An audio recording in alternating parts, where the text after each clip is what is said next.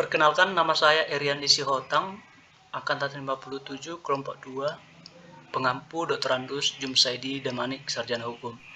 Akuntabilitas. Kita masuk kepada konsep akuntabilitas.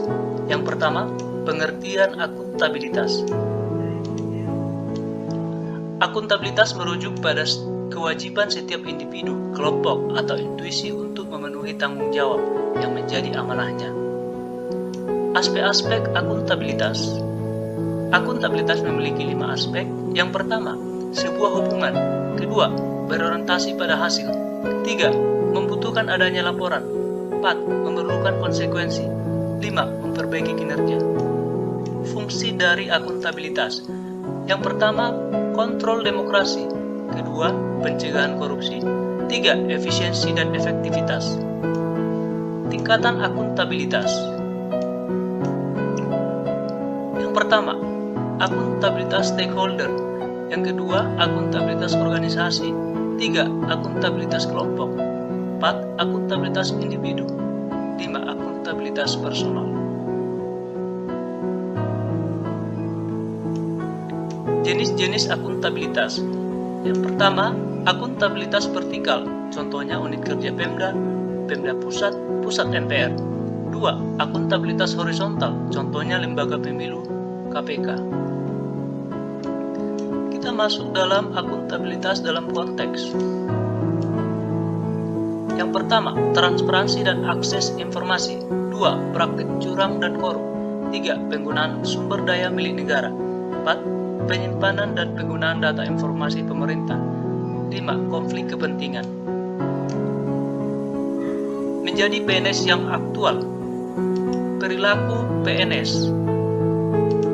Yang pertama, sesuai kode etik.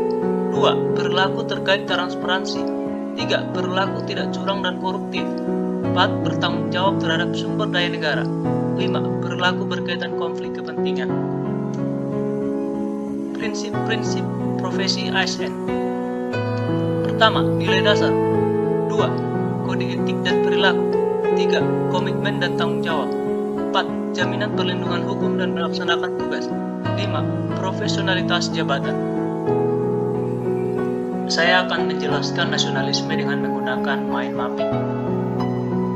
Nasionalisme. Pengertian.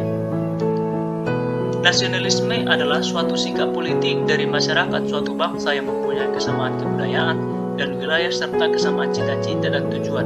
Dengan demikian, masyarakat suatu bangsa tersebut merasakan adanya kesetiaan yang mendalam terhadap bangsa itu sendiri. Hal-hal yang mendorong munculnya paham nasionalisme. Yang pertama, adanya campur tangan bangsa lain, misalnya penjajah dalam wilayahnya. Kedua, adanya keinginan dan tekad bersama untuk melepaskan diri dari belenggu kekuasaan absolut, agar manusia mendapatkan hak-haknya secara wajar sebagai warga negara. 3, adanya ikatan rasa senasib dan seperjuangan. 4, bertempat tinggal dalam suatu wilayah.